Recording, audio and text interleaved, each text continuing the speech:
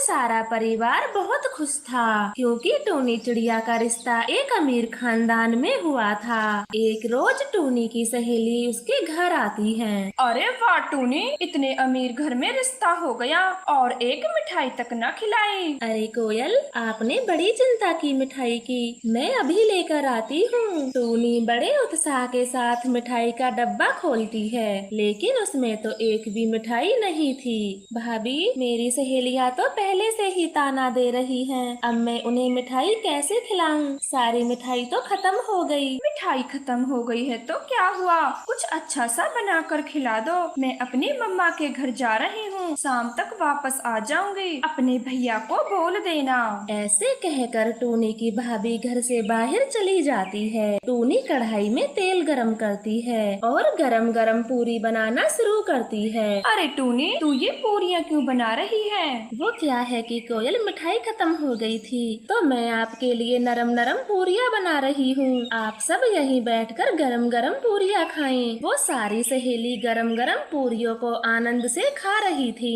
टूनी भी एक के बाद एक पूरी दिए जा रही थी। तभी टूनी का पैर चूल्हे की जली लकड़ी पर लग जाता है और सारा गरम तेल टूनी के चेहरे पर जा गिरता है। टूनी तो जलन के मारे चीखने लगती है, बचाओ, कोई कोई मुझे बचाओ, बहुत जल रहा है। टूनी दर्द से चिल्ला रही थी। घर के अंदर कोई नहीं था। सारी सहेलियां बहुत घबरा गई थी। अंदर से चीखने की आवाजें सुनकर एक पड़ोसी कबूतर पक्षी घर के अंदर आ जाता है। वो टूनी को जल्दी से हॉस्पिटल लेकर जाता है। धीरे धीरे सारा परिवार हॉस्पिटल में जमा हो गया था। डॉक्टर साहब, अब मेरी बहन कैसी है? मैं उससे बातें तो कर सकता हूँ। हाँ टीलू जी, आप बातें तो कर सकते हो, लेकिन क्या डॉक्टर साहिबा, आप कुछ छिपा रही हो? छिपाने वाली बात क्या है टिल्लू जी? आपकी बहन का चेहरा बुरी तरह से जला है, तो आप उसे अचानक से देखकर चौंकने जैसा व्यवहार मत करना,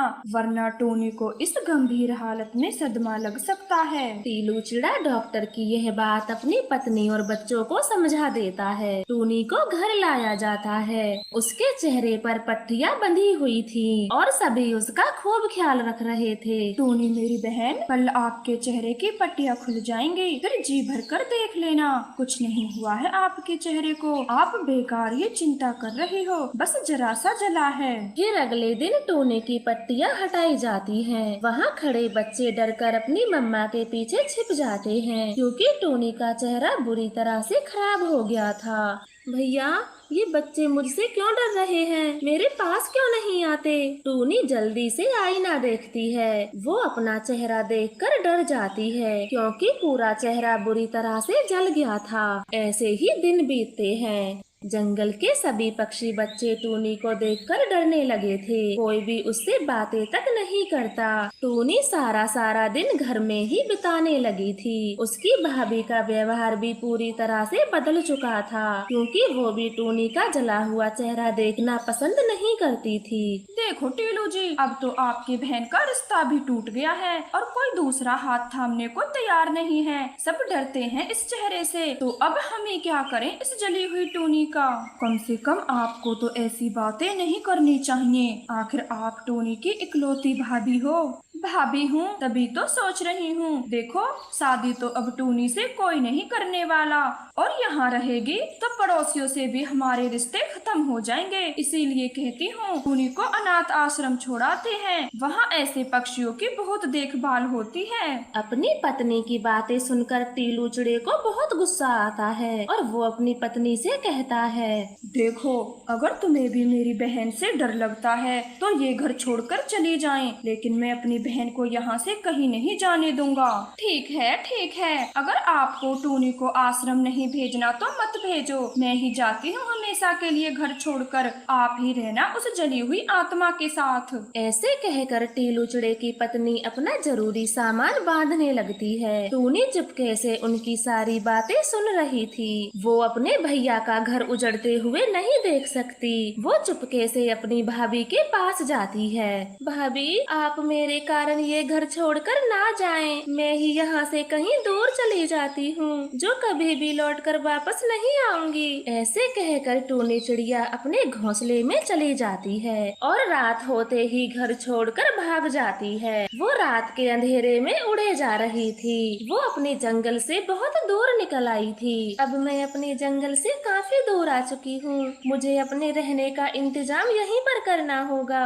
रात के अंधेरे में टूनी चिड़िया वहीं पर सो जाती है और अगली सुबह वहीं पर अपना छोटा सा घोंसला बना लेती है। वो अपने घोंसले के पास कई तरह के फूलों का बाग लगाती है। नए नए फूलों को खिलते देख टूनी को बहुत खुशी मिलती, क्योंकि वहाँ उससे कोई भी बातें करने वाला नहीं था। ऐसे ही काफी समय बीत जाता है। एक दिन उसकी बगिया में एक विदेशी पक्षी अपनी हवाई मोटर के साथ रुक जाता है। जरा सुनिए, क्या आप मुझे कुछ फूल दे सकती हो? मैं अपनी होने वाली पत्नी के लिए लेकर जा रहा हूँ। उसे ऐसे फूल बहुत पसंद हैं। मैं आपको पैसे दे दूंगा। नहीं बाबूजी, मैं ये फूल बेचती नहीं हूँ। मैंने तो इन्हें अपनी खुशियों के लिए बोया है। आप इन्हें ऐसे ही ले जाएं। यह आवाज सुनते ही विदेशी चिड़ा चौंक जाता है और याद करता है। कृपया आप अपना चेहरा मेरी तरफ करेंगे, क्योंकि यह आवाज मेरी होने वाली पत्नी टूनी के जैसी है। अब तो चिड़िया भी घबराई हुई थी,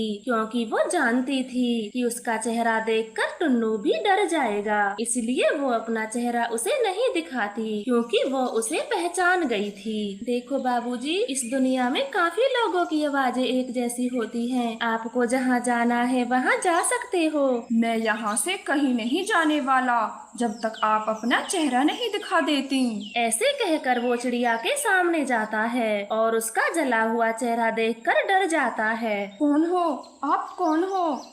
इसीलिए मैं अपना चेहरा नहीं दिखा रही थी। आखिर आप भी मुझे देखकर डर ही गए ना टुन्नू जी? मतलब मेरा शक सही था, आप ही टूनी हो। ये सब कैसे हुआ और मुझे खबर क्यों नहीं की? टूनी रोते हुए उसे सारी बातें बता देती है। आपकी मम्मा रिश्ता तोड़कर चली गईं। वहाँ मुझसे सब डरते थे, इसलिए मैं यहाँ रहती हूँ। बस करो टूनी, बस करो।